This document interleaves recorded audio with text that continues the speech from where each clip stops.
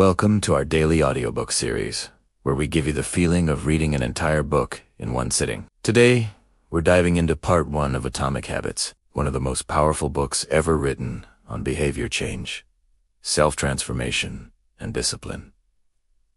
Let's begin. Imagine two people starting from the exact same point. One tries to change their life overnight, setting big goals with big promises and even bigger expectations.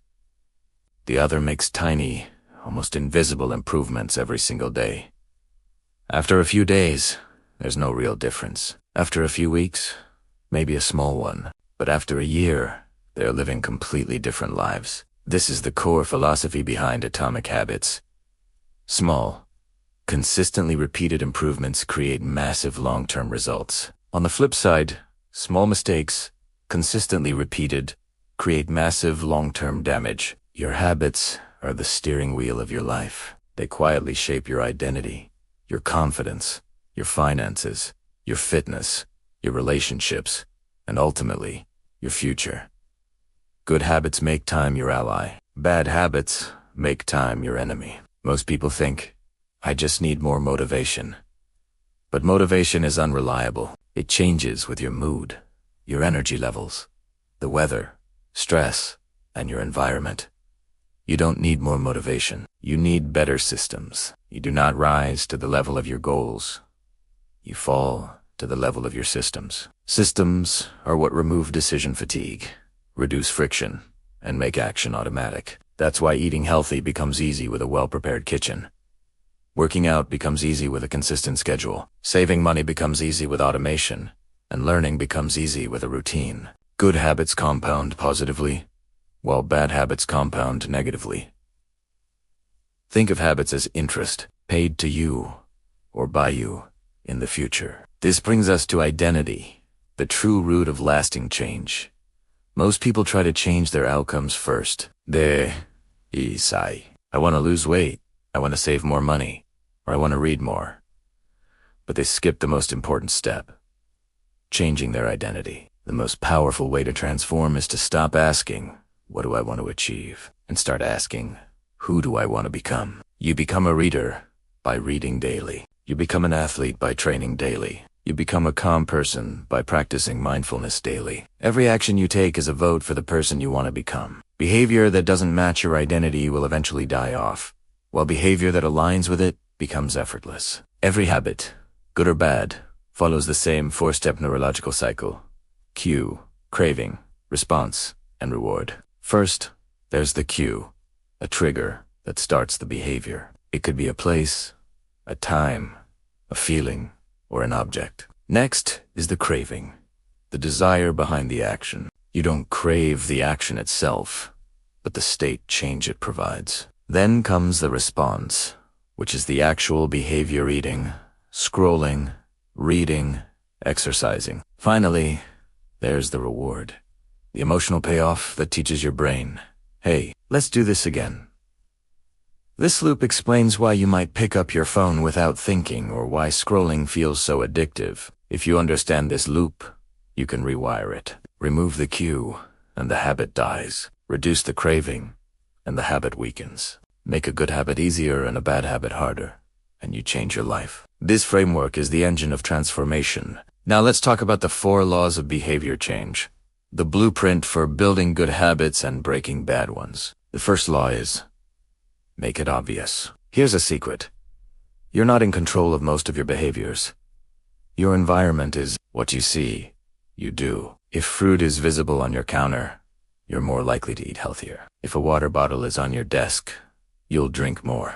If your running shoes are by the door, you're more likely to train. And if your phone is on your bed, you'll probably scroll until 3 a.m.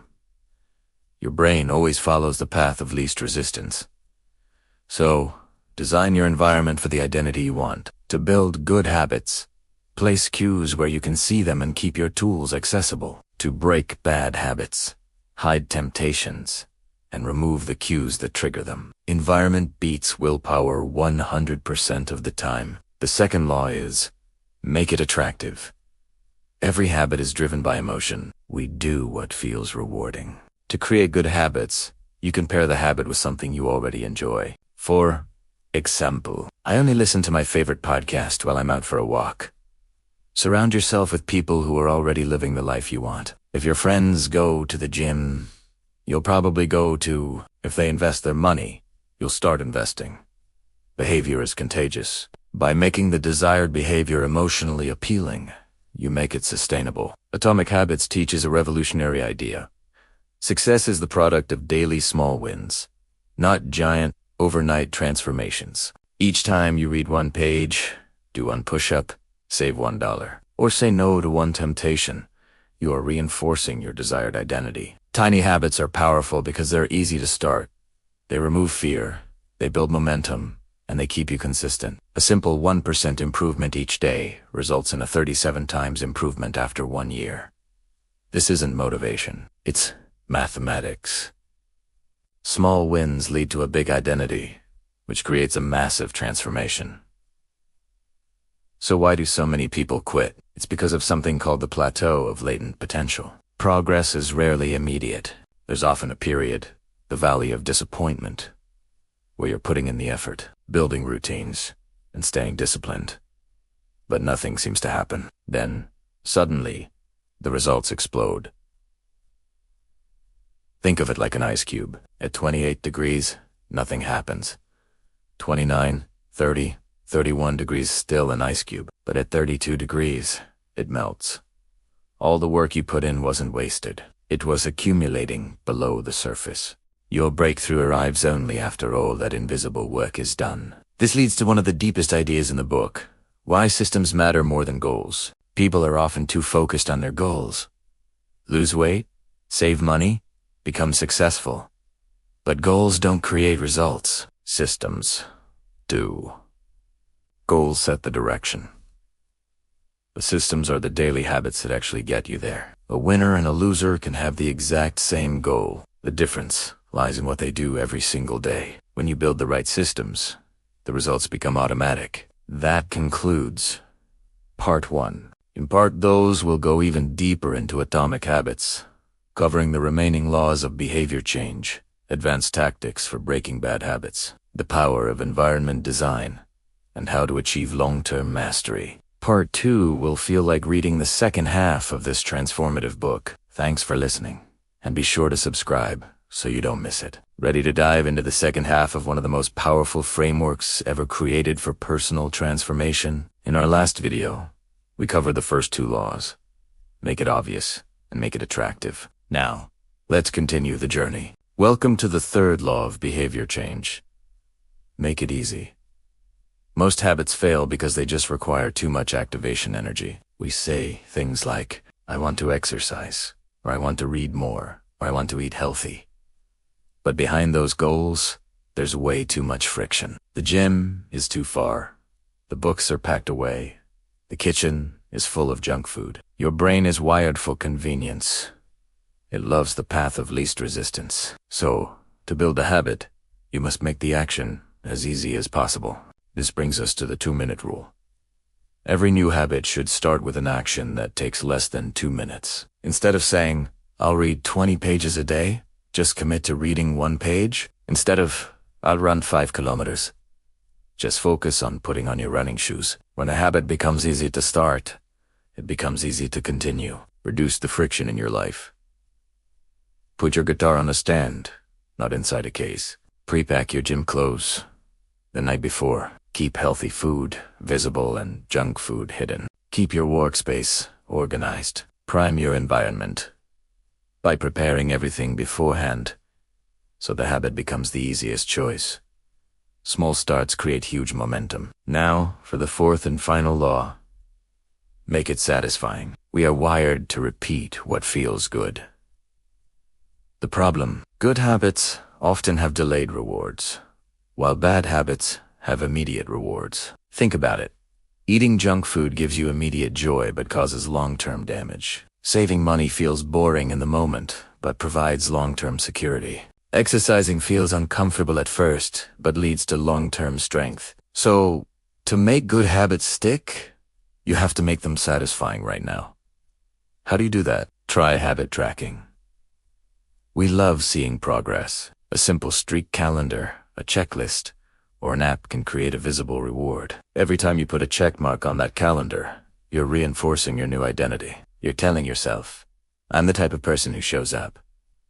It's also crucial to reward small milestones. Celebrate your progress, not perfection. And remember this powerful rule: never break the chain. Missing one day is an accident. Missing 2 days is the beginning of a new, bad habit. Make success satisfying and make failure just a little bit painful. This leads us to the critical role of your environment. Your surroundings shape your behavior far more than your motivation ever will. If your environment is full of distractions, you'll be distracted. If it's full of triggers for bad habits, you'll keep falling back into them. But if your environment is optimized for success, success becomes natural. So, redesign your spaces. Have a specific room for work, a different one for sleep, a cozy corner for reading, and a designated space for training. Each space should cue one specific behavior.